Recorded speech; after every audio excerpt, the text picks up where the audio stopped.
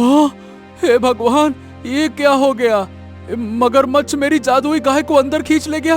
हे भगवान, अरे गाय की आंखों से रंग बिरंगी किरणें निकलने लगीं और उसके सामने सोने के सिक्कों का ढेर जमा हो गया। अगले ही पल मगरमच्छ रंग बिरंगी किरणों से तांत्रिक में बदल गया।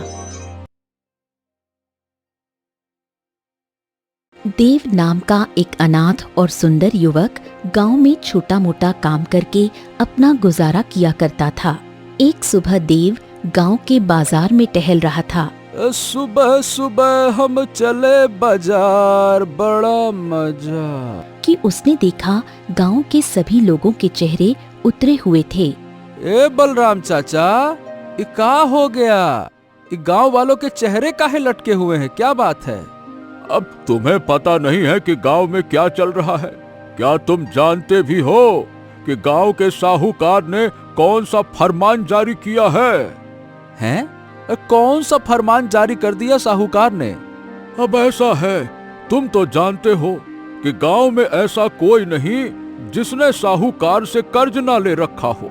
और इस समय गांव में सूखे का प्रभाव है, फसलें ठीक से हो नहीं पा रही हैं, धरती अनाज कम उगा रही है, बाजार मंदा है, किसानों की आमदनी रुक गई है। अब साहूकार तो इसी बात का फायदा उठाकर ये आदेश जारी कर दिया है उसने कि जितने भी गांव के लोगों ने उससे कर्ज लिया है, या तो वो इसी समय ब्याज चुका दें, अन्यथा अपनी अपनी गायें उसकी हवेली में जाकर बांध दें। जब तक पूरा कर्ज नहीं चुकता तब तक गायें साहूकार के अधीन रहेंगी। यही है भैया नया फरमान। ए चाचा, ये तो बहुत बुरा किया साहूकार ने। और नहीं तो क्या, इतना ही नहीं, कल शाम को ही साहूकार के आदमी गांव के सारे घरों से गाय लेकर चले गए। अब बेचारे दूध वाले रो रो कर उन बेचारों का बुरा हाल है। साहूकार ने किसी को नहीं बख्शा बेटा, किसी को नहीं बख्शा। ये सुनकर देव को बहुत अफसोस हुआ और वो चुपचाप वहाँ से चला गया। कुछ दूर जाते ही देव की नजर मोहन धोबी पर पड़ी, जो अपने गधे को पीट रहा था। अरे ले ले ले तेरी तो चल चल। अरे अरे अरे ए मोहन, क्या भाई, ये तुम अपने बेचारे गधे को दिन भर पीटते क्यों रहते हो? क्या हो गया? अरे क्योंकि ये गधा किसी काम का नहीं है। इससे ज्यादा आलसी गधा मैंने अपने जीवन में नहीं देखा। अगर इसकी पीठ पर एक गठरी के अलावा 2 गठरी रख दो ना, ये बन जाता है महाराज, चलता ही नहीं है। अरे चल रे तू, तेरी तो ले। इतना कहकर मोहन अपने गधे को पीटते हुए आगे बढ़ गया। देव मुस्कुराया और धीरे धीरे कदमों से जंगल की ओर बढ़ गया। देव रोज दोपहर में जंगल में बैठकर अपनी बांसुरी बजाता था। वो तालाब के किनारे बैठा और बांसुरी बजाने लगा। कुछ ही देर में मधुर धुन जंगल में गूंजने लगी। जब देव ने बांसुरी बजाना बंद किया तो सामने देखकर चौंक गया। उसके सामने एक गाय खड़ी थी। ये गाय तो हमारे गांव की नहीं लगती, ना ही जंगल की गाय है। फिर ये यहाँ क्या कर रही है? देव ने उठकर गाय की पीठ पर हाथ फेरा। ये बताओ, तुम्हारा मालिक कौन है? क्या नाम है तुम्हारे मालिक का? गाय उसे देखने लगी। देव अपने आप से बोला, मैं भी कितना मूर्ख हूँ, ये बेचारी गाय क्या ही बताएगी, क्या ही बोलेगी। कोई बात नहीं, कोई बात नहीं, मैं समझ रहा हूँ, हो सकता है कि तुम भटक गई हो। अब इसका मालिक इसे ढूंढता होगा। चलो कुछ देर यहीं बैठकर इंतजार कर लेते हैं, ठीक है? देव काफी देर इंतजार करता रहा, फिर कोई नहीं आया। गजब है भाई, अब तक इसके मालिक को तो आ जाना चाहिए था। हाँ, चलो कोई नहीं। अच्छा ये बताओ, क्या तुम मेरे घर चलोगी? हाँ हाँ चलोगी। गाय ने अचानक अपना सिर हिलाया। कमाल हो गया, ऐसे सिर हिला रही हो जैसे मेरी भाषा समझ रही हो। चलो चलो, आओ आओ आओ आओ। चल चल चल, आजा आजा आजा आजा। इतना कहकर देव मुस्कुराते हुए गाय को लेकर गांव की ओर चल पड़ा। रास्ते में देव की नजर फिर मोहन धोबी पर पड़ी, जो अपने गधे को पीट रहा था। देव को देखकर मोहन ने गधे को मारना बंद कर दिया। हैं? अरे देव, ये तेरे पास गाय कहाँ से आ गई? जहाँ तक मैं जानता हूँ तू तो भुक्खड़ है, तेरे पास तो खाने तक के लिए धन नहीं है, और गांव में कोई न कोई घर तुझ पर तरस खाकर भोजन दे देता है, तो ये गाय कहाँ से आई तेरे पास? हमेशा की तरह तेरी कड़वी बातों पर मैं गुस्सा नहीं करूंगा। ए मोहन, ये गाय ना मुझको जंगल में मिली है। बेचारी जंगल की भी लग नहीं रही थी, सोचा कोई जंगली जानवर इसको नुकसान न पहुंचाए, इसीलिए गांव ले आया अपने साथ। चल अच्छा किया, वैसे भी गांव की सारी गायें तो साहूकार ले गया, पर हाँ, तुझसे तो साहूकार चाह कर भी ये गाय छीन नहीं सकता, क्योंकि तूने आज तक उससे कर्ज ही नहीं लिया, और साहूकार तो उसी को कर्ज देता है भैया जिसके पास कुछ गिरवी रखने को हो। तू तो ठहरा भिखारी, तू क्या गिरवी रखेगा? देव का चेहरा थोड़ा उतर गया, पर उसने अपनी भावनाओं पर काबू रखा और चुपचाप गाय को लेकर आगे बढ़ गया। देव अपने घर पहुंचा, उसने गाय को बांधा, उसे पानी पिलाया और पास बैठ गया। हाँ, तो देखा तुमने, यही हाल है मेरा इस गांव में। क्या कहूँ, गरीब हूँ ना, अनाथ हूँ, इसीलिए वो धोबी जो मन में आता है सो कह देता है। अगर मैं अभी धनवान होता तो वो ऐसी बातें कहने की हिम्मत भी नहीं करता, और अच्छा ही है कि मैं तुम्हें यहाँ ले आया। वैसे भी इस गांव में मेरा कोई दोस्त भी नहीं है, तो अब तुमसे ही अपने मन की बातें किया करूंगा, ठीक है? और तुमको बताऊं कल क्या हुआ? देव गाय से बातें करते करते सो गया। अगली सुबह देव जब सोकर उठा तो सबसे पहले वो अपनी गाय को जंगल में ले गया। गाय जंगल में चरती रही और तालाब का पानी पीती रही। कुछ देर बाद देव ने गाय को वापस अपने घर लाकर बांध दिया। तभी देव के कानों में एक भीख मांगती औरत की आवाज पड़ी। भगवान के नाम पर कुछ दे दे। देव ने बाहर देखा, एक भिखारी औरत खड़ी थी। हाँ, तुम तो इस गांव की नहीं लगती हो। कौन तुम? तूने सही कहा, मैं दूसरे गांव से आई हूँ, मुझे कुछ दे दे। अब देखो, मैं तो वैसे ही बहुत गरीब हूँ, मेरे पास तो कुछ नहीं है देने के लिए, मैं क्या दूंगा? अचानक देव को एक बात याद आई। अच्छा जरा रुको, मैं कल ही जंगल से गाय पकड़ कर लाया हूँ, अगर वो कुछ दूध दे सके तो मैं तुम्हें उसका दूध दे दूंगा। रुको। देव ने गाय का दूध निकालने की कोशिश की, लेकिन गाय ने दूध नहीं दिया। हाँ, लगता है कि ये गाय दूध नहीं देती है। खैर, कोई बात नहीं। देव बाहर आया और भिखारी औरत से बोला, देखिए, क्षमा कीजिएगा, लगता है कि ये गाय दूध नहीं देती है, दुधारू नहीं है। तो फिर इसे अपने घर पर क्यों रखा हुआ है? इसे घर से बाहर निकाल कर फेंक देते। छी, कैसी बातें कर रही हो? अगर ये बेचारी दुधारू नहीं है तो क्या मैं इसको बाहर फेंक दूं? अरे दूध नहीं देती तो इसमें इसका क्या दोष है? हाँ, नहीं तो। भिखारी औरत मुस्कुराई। ठीक है, मैं किसी और घर में मांगने चली जाती हूँ। भिखारी औरत वहाँ से गई ही थी कि तभी वहाँ एक व्यक्ति आ पहुँचा जो साहूकार का नौकर था। ओ देव, तुझे साहूकार जी ने बुलाया है, चल। क्या? साहूकार जी ने बुलाया है? अरे उन्हें क्या काम पड़ गया हमसे? वो सब मुझे नहीं पता, उन्होंने बुलाया है, चल तो। देव उसके साथ साहूकार की हवेली पर पहुंचा। तू भी सोच रहा होगा कि मुझ जैसे धनवान व्यक्ति को आखिरकार तेरी क्या जरूरत पड़ गई, सोच रहा है ना? हाँ, ये बात तो आप बिल्कुल सही कह रहे हैं साहूकार जी। मतलब क्यों? हाँ, तो मेरी बात ध्यान से सुन। तुझे तो पता ही है कि गांव के जितने भी लोगों की गाय थी वो सब मैंने छीन ली, लेकिन अब उन गायों की देखभाल भी तो करनी है ना। मैं थोड़े ना पानी पिलाऊंगा। तेरे पास इस गांव में फिलहाल के लिए कोई काम नहीं है, तो मैं चाहता हूँ कि तू उन गायों की देखभाल कर और उनका दूध निकाल कर गांव में बेच। बदले में मैं तुझे धन दूंगा, तुझे कोई काम भी मिल जाएगा और तेरी जरूरतें भी पूरी होती रहेंगी।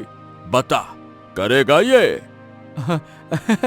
अरे मैं तो काम की तलाश ही में भटक रहा था, अच्छा हुआ आपने बुला लिया। हाँ, तो अब ये बात भी सुन, तू भी जंगल से कोई गाय उठाकर लेकर आया है ना? देव चौंक गया। हाँ, घबराने की कोई जरूरत नहीं है देव, मैं तो बस पूछ रहा हूँ। अब तू तो जानता है, वो जो धोबी है ना मोहन, गांव की हर बात मुझे बताता है, उसने ही मुझे बताया, तो मैंने कहा पूछ लेता हूँ। लेकर आया है ना? हाँ साहूकार जी, वो गाय तो मेरी तरह ही अनाथ गाय है, मुझे उस पर तरस आ गया, इसीलिए उसे घर ले आया। खैर देख, मुझे उस गाय से कोई लेना देना नहीं है। मेरे पास पहले से ही इतनी गाय है कि उनकी देखभाल के लिए मुझे तुझे नौकरी पर रखना पड़ रहा है। और गाय नहीं चाहिए भैया। चल अब जा, मन लगाकर काम करना, ठीक है? जा। देव चुपचाप वहाँ से निकल गया। उस दिन के बाद देव रोज साहूकार की गायों को नहलाता, चारा खिलाता, पानी पिलाता और उनका दूध निकालकर गांव के हर घर में देता। फिर सारा धन साहूकार को सौंप देता। शाम को साहूकार देव को कुछ सिक्के उसकी मजदूरी के रूप में दे देता। समय इसी तरह बीतने लगा। अरे तू मेरे लिए बड़ी भाग्यशाली साबित हुई। पहले मुझे गांव में कोई काम ही नहीं देता था, लेकिन मुझे काम भी दिया तो गांव के सबसे क्रूर व्यक्ति साहूकार ने, जिससे गांव का हर व्यक्ति डरता है। देखा कितनी भाग्यशाली है तू। गाय देव को ध्यान से देखती रही। हाँ, यकीन मान, ऐसे देखती है तो कभी कभी ऐसा लगता है जैसे तुम मेरे हर शब्द को समझती हो। इतना कहकर देव थोड़ा मायूस हो गया। लेकिन सच बताऊं, साहूकार की नौकरी करके ना मुझे बिल्कुल अच्छा नहीं लगता। उसने गांव के लोगों पर बहुत अत्याचार किया है, बहुत बेकार आदमी है। पहले कर्ज दिया और फिर ब्याज के बदले उनकी गाय ही छीन ली। बताओ भला, क्या कहूं, ये गरीबी भी क्या चीज होती है ना। इंसान से वो काम करवा देती है जिसकी वो कल्पना भी नहीं करता। और पता है, देव बातें करते करते सो गया। आधी रात का समय था। देव गहरी नींद में सो रहा था। अचानक गाय की आंखों से रंग बिरंगी किरणें निकलने लगीं और उसके सामने सोने के सिक्कों का ढेर जमा हो गया। कुछ देर बाद किरणें बंद हो गईं। अगली सुबह देव ने जब आंखें खोली, सुबह हो गई है क्या? चलो साहूकार के यहाँ भेजा। तो सामने सोने के सिक्कों का ढेर देखकर चौंक गया। अरे दादा रे दादा, ये सोने के सिक्के कहाँ से आ गए? हाँ? तभी गाय मनुष्य की आवाज में बोली, ये सोने के सिक्के मैंने तुम्हें दिए हैं देव, तुम बहुत अच्छे मनुष्य हो। हे भगवान, मैं ये क्या देख रहा हूँ? ये गाय मनुष्य की आवाज में बात कर रही है। ये क्या चक्कर है? घबराओ मत, मैं तुम्हें कोई नुकसान नहीं पहुंचाऊंगी। अब लेकिन तुम हो कौन? मैं अपनी सच्चाई तुम्हें चाहकर भी नहीं बता सकती। तुम केवल इतना समझ लो, मैं एक मायावी गाय हूँ, एक जादुई गाय। देव कुछ देर सोचता रहा। ठीक है, अगर तुम नहीं बता सकती कि तुम कौन हो तो मैं जिद नहीं करूंगा, लेकिन तुमने मुझे ये धन देकर ये काम तो बहुत अच्छा किया है। बहुत अच्छी बात है। अब तुम इतने धन का क्या करोगे? करूंगा क्या? अरे आज से साहूकार की नौकरी छोड़ दूंगा और जितने भी लोगों का कर्ज साहूकार के ऊपर निकल रहा है, मैं घर घर जाकर उनके हाथ में ये धन दूंगा। उनसे कहूंगा कि साहूकार का कर्जा चुका दो और अपनी अपनी गायें वापस ले आओ। गांव में खुशहाली आएगी। मैं बस यही देखना चाहता हूँ। ये सुनकर गाय चौंक गई। गांव वाले तुमसे पूछेंगे इतना धन कहाँ से आया, तो क्या जवाब दोगे? घबराओ मत, मैं कभी ये नहीं बताऊंगा कि ये धन मुझे तुम्हारी वजह से मिला। और कोई और बहाना कर दूंगा, गड़ा खजाना मिल गया, आसमान से टपक गया, कुछ भी।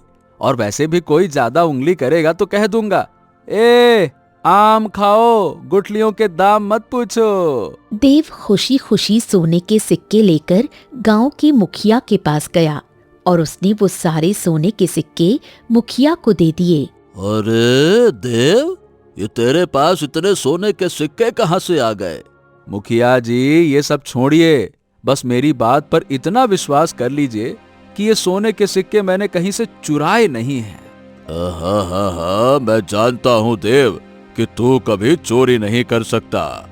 अच्छा मुखिया जी, बात ये है कि मैं चाहता हूँ हमारे गांव के जितने भी लोगों ने साहूकार से कर्ज लिया है या साहूकार के कर्ज की वजह से परेशान हैं, जिन लोगों की गायें साहूकार ने छीन ली है ना, आप मेरे साथ चलिए, उन सभी को इतना इतना धन दे देते हैं कि वो साहूकार का कर्ज चुका दें और अपनी अपनी गायें वापस ले लें। मुखिया की आंखों में आंसू आ गए। देव देव, सच मेरे, तू तो बहुत अच्छा इंसान है। अगर किसी और के पास इतना ढेर सारे सोने के सिक्के होते ना, तो वो पूरा जीवन ऐशो आराम से बिताता। लेकिन तुझे गांव की चिंता है। हमें गर्व है कि तेरे जैसा मनुष्य हमारे गांव में जन्मा है। चल आजा। मुखिया घर घर गया, लोगों को इकट्ठा किया और सभी को लेकर साहूकार की हवेली पहुंचा। सबने अपना अपना कर्ज चुका दिया और अपनी गायें वापस ले आए। ये देखकर साहूकार क्रोध से भर गया। क्यों मुखिया, आखिर तेरे पास इतना धन आया कहाँ से? कहाँ डकैती डाली है? कहाँ से चुराया है ये? साहूकार, ये धन मुझे किसी और ने नहीं बल्कि देव ने दिया है। ये सुनकर साहूकार चौंक गया। मुखिया वहाँ से चला गया। कुछ देर बाद साहूकार की हवेली में धोबी मोहन आ गया। क्यों रे मोहन, तू तो गांव की एक एक घटना की नजर रखता है। तू तो इस गांव की खबरी औरत है ना। क्या तुझे नहीं पता कि आखिर देव के पास इतना धन कहाँ से आया कि उसने कई बार में गांव के सारे लोगों का कर्जा खत्म कर दिया है? ये क्या कह रहे हो साहूकार जी? ऐसा कैसे हो सकता है? हो सकता है नहीं रे धोबी, हो गया है। ये कैसे हो गया? तो आप कतई चिंता मत करो, मैं आज से देव पर नजर रखना शुरू कर दूंगा। जरूर उसके हाथ कोई रहस्यमय चीज लगी होगी जिसने उसको धन दिया होगा। इतना कहकर मोहन अपना गधा लेकर वहाँ से चला गया और उसी दिन से उसने देव के ऊपर नजर रखना शुरू कर दिया। मैंने तुम्हें इतने सोने के सिक्के दिए, लेकिन तुमने वो सारे सोने के सिक्के गांव की भलाई में खर्च कर दिए। हाँ, लेकिन पता है, उसके बदले में ना मुझे बहुत महत्वपूर्ण चीज देखने को मिली। गांव के लोगों की मुस्कान, जो काफी दिनों से गायब थी। और सही बताऊं, असली मनुष्य वही होता है जो दूसरों की मुस्कान वापस ला सके। ये सुनकर गाय मुस्कुराने लगी। तुम चाहो तो मैं तुम्हें और भी धन दे सकती हूँ। देखो, अगर तुम मुझे कुछ दे सकती हो तो केवल इतना धन दो जिससे मैं भूखा न रहूं, पेट भरकर रोटी खा सकूं। इसके अलावा मुझे कुछ नहीं चाहिए। हाँ। ये सुनकर गाय मुस्कुराई। अगले ही पल उसकी आंखों से फिर रंग बिरंगी किरणें निकली और वहाँ ढेर सारे सोने के सिक्के प्रकट हो गए। अरे, मैंने तो तुमसे थोड़ा सा धन मांगा था, इतना सारा क्यों दे दिया? ये सब तुम्हारा है। जैसे तुमने इस बार गांव के लोगों की भलाई की है, वैसे ही हमेशा भलाई करते रहना। देव मुस्कुराने लगा। लेकिन उसे ये पता नहीं था कि दूर से ये दृश्य मोहन धोबी देख रहा है। मोहन तेजी से अपने घर पहुंचा। उसकी नजर अपने गधे पर पड़ी। अरे काश काश मेरे पास भी वो जादुई गाय होती तो कितना अच्छा होता। मैं संसार का सबसे धनवान व्यक्ति बन जाता। लेकिन मेरे पास है तू, आलसी गधा कहीं का, जो मेरा पीछा ही नहीं छोड़ता। रुक जा, आज तो तेरी ऐसी सुताई करूंगा ना, रुक जा। अगले दिन मोहन धोबी सीधे साहूकार की हवेली पहुंचा और सारी रात की घटना उसे बताई। क्या बात कर रहे हो मोहन? एक जादुई गाय? वास्तव में ऐसा है क्या? वही तो साहूकार जी, मैंने अपनी आंखों से देखा। और सुनिए, ये मैं इसलिए बता रहा हूँ आपको ताकि आप भी मेरा कुछ थोड़ा बहुत तो फायदा हो ही सकता है ना, मेरा भी। फायदा? क्या मतलब है? अब मतलब ये है कि देखिए, अब गांव में जो भी घटनाएं होती हैं, मैं एक एक बात आपको खबर बता देता हूँ। चाहता तो ये खबर मैं नहीं बताता, लेकिन मैं चाहता हूँ कि आप उस गाय को किसी भी तरह से देव से ले लो और फिर उस गाय से ढेर सारा सोना मांगो और उस सोने में से आधा हिस्सा मुझको भी दे दो। मेरे भी दिन पलट जाएंगे, मेरा भी फायदा हो जाएगा। साहूकार गहरी सोच में डूब गया। अगर मैं देव से वो गाय छीन लूंगा तो सारा गांव मेरे खिलाफ हो जाएगा, क्योंकि देव ने सबकी मदद की है। लेकिन अगर मैं किसी नौकर को गाय चुराने भेजूंगा तो वो 100 सवाल करेगा, और कहीं ये रहस्य नौकरों को पता लग गया तो उनकी नीयत भी खराब हो जाएगी। तो अरे मालिक, फिर तो इसका हल कैसे निकलेगा? क्यों ना हम एक काम करें, आज रात के समय जब देव गहरी नींद में सो जाए तो हम दोनों चुपचाप जाकर उस गाय को चुरा लें। हम ही दोनों ये काम कर लें, क्या कहता है? आहा, आपने तो मेरे मुंह की बात ही छीन ली। रात के समय जब देव गहरी नींद सो गया, साहूकार और मोहन धोबी चुपके से देव के घर में घुस गए। गाय वहीं खड़ी थी। दोनों जैसे ही गाय को छूते हैं, अगले ही पल एक बड़ा तेज झटका लगता है। दोनों हवा की रफ्तार से उछलकर देव के घर से बाहर गिर पड़े। अरे अरे अरे दादा रे दादा, ये तो बड़ी विचित्र गाय है भाई। जैसे ही इसको छुआ झटका लगा। अरे रे रे रे रे रे, अभी भी दर्द हो रहा है। अरे रे रे रे रे, सही कह रहे हो मालिक, ये तो जादुई गाय है। अब क्या होगा? ये तो झटका देती है। अगर ये सचमुच जादुई गाय है ना, तो मोहन, इसे काबू करने के लिए किसी तांत्रिक को ढूंढना पड़ेगा। मैं एक तांत्रिक को जानता हूँ, चिंता मत कर मोहन, कल ही मैं उसे बुलवाता हूँ। हाँ तो ठीक है, कल मैं सुबह ही तुम्हारी हवेली में आ जाऊंगा।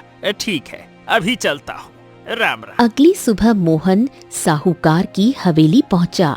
कुछ देर बाद तांत्रिक वहां पहुंचा। बगड़बम बगड़बम बगड़बम, बहुत समय बाद याद किया मेरे दोस्त। बताओ क्या मुसीबत आई है? कौन सा शत्रु है? बताओ, उसे मैं अपने मंत्रों से राख कर दूंगा। कौन है वो जो तुम्हें परेशान कर रहा है? अरे अरे भाई, कोई शत्रु वत्रु नहीं है, ये मामला थोड़ा अलग है। हाँ, तो मुझे विस्तार से पूरी बात बताओ। साहूकार ने विस्तार से पूरी कहानी तांत्रिक को बताई। तांत्रिक की आंखों में चमक आ गई। वो तो कोई साधारण गाय नहीं हो सकती। मैं एक बार उस गाय को देखना चाहता हूँ। तो चलो मेरे साथ, मैं तुम्हें दूर से ही गाय के दर्शन करवा दूंगा। आ जाओ। मोहन धोबी तांत्रिक को देव के घर के सामने ले गया। तांत्रिक ने दूर से जादुई दृष्टि से गाय को देखा। फिर तांत्रिक मोहन के साथ साहूकार की हवेली लौट आया। मेरी बात ध्यान से सुनो, ये कोई साधारण गाय नहीं है। मैंने अपनी मायावी शक्तियों से देखा है, वो एक श्रापित गाय है तभी संभव है जब मैं अपनी तांत्रिक शक्तियों का पूरा उपयोग करूं। हाँ तो करो महाराज, क्या दिक्कत क्या है? सुनो मेरी बात, मेरे दिमाग में एक योजना आई है। कौन सी योजना बताओ? मैं उस गाय की सारी जादुई शक्तियां छीन लूंगा। ये क्या बकवास योजना है? अगर तुम उसकी सारी शक्तियां ही छीन लोगे तो गाय मेरे किस काम की है? अरे पहले मेरी पूरी बात तो सुनो। तूने कहा कि वो गाय अपने जादू से ढेर सारा सोना प्रकट करती है। अगर हमने उसकी सारी जादुई शक्तियां छीन ली तो वही शक्तियां तुम दोनों के अंदर आ जाएंगी। मतलब तुम दोनों केवल किसी वस्तु को छूकर उसे सोने में बदल सकोगे और बाकी बचे हुए जादुई शक्तियां वो तो मैं अपने पास रख लूंगा। मुझे लगता है कि उसके पास और भी कई शक्तियां छुपी हुई हैं। हाँ तो वो शक्तियां तुम रखो, हमें उससे कोई मतलब नहीं। मोहन धोबी कुछ देर गहरी सोच में डूब गया और बोला, मैं क्या कह रहा हूँ कि जो देव है ना, वो रोज प्रातःकाल जंगल के तालाब में अपनी गाय को पानी पिलाने के लिए ले जाता है। बस तो चिंता मत करो, मुझे उस तालाब तक ले चलो। कुछ ही देर में मोहन धोबी तांत्रिक और साहूकार को तालाब के नजदीक ले गया। तांत्रिक ने मंत्र पढ़ा और अगले ही पल तालाब रंग बिरंगी किरणों से चमकने लगा। तांत्रिक ने दोनों का हाथ पकड़ा और तालाब में कूद गया। कुछ ही देर में वो तीनों एक विचित्र महल में पहुंच गए। ये देखकर साहूकार और मोहन चौंक गए। अरे जब तुमने हमें तालाब में कुदाया तो हमें तो लगा कि तुम पगला गए हो, लेकिन ये क्या, हम पानी में गिरे नहीं बल्कि महल में आ गए। ये क्या चक्कर है भाई? तुम हमको साधारण तांत्रिक समझते थे। मैंने अपनी शक्ति से इस तालाब के अंदर ही एक मायावी महल बना दिया। अब देखना मेरा कमाल। प्रातःकाल जब देव अपनी गाय को पानी पिलाने के लिए आएगा तब मैं तुम्हारी आंखों के सामने उसका अपहरण करूंगा और इसी महल में उसकी सारी शक्तियां छीनकर उसे साधारण गाय बना दूंगा। अगली सुबह देव अपनी गाय को हमेशा की तरह तालाब पर पानी पिलाने लाया। गाय पानी पीने लगी और देव एक वृक्ष के नीचे बैठ गया। तभी तालाब में रंग बिरंगी किरणें चमकी और एक विशाल मगरमच्छ प्रकट हुआ, अंदर खींच ले गया। हाँ, हे भगवान, ये क्या हो गया? मगरमच्छ मेरी जादुई गाय को अंदर खींच ले गया। हे भगवान, अरे देव उसे बचाने तालाब में कूदने ही वाला था कि तभी किसी ने उसकी पीठ पर हाथ रखा। उसने पीछे देखा, वही भिखारी औरत खड़ी थी जो कुछ दिन पहले देव के घर भी आई थी। मेरी बात सुने बिना तालाब में कूदने की गलती मत करना। अरे ये तुम क्या कह रही हो? मेरी आंखों के सामने मेरी गाय को एक मगरमच्छ ले गया है। वो मगरमच्छ नहीं बल्कि एक तांत्रिक है और मैं ये बात जानती हूँ। ये सुनकर देव बुरी तरह चौंक गया। उधर दूसरी ओर मगरमच्छ और गाय ने खुद को उसी महल में पाया। अगले ही पल मगरमच्छ रंग बिरंगी किरणों से तांत्रिक में बदल गया। तुम तो मगरमच्छ के रूप में भी अपने आप को बदल सकते हो, क्या बात है? तूने क्या मुझे छोटा मोटा तांत्रिक समझा है क्या?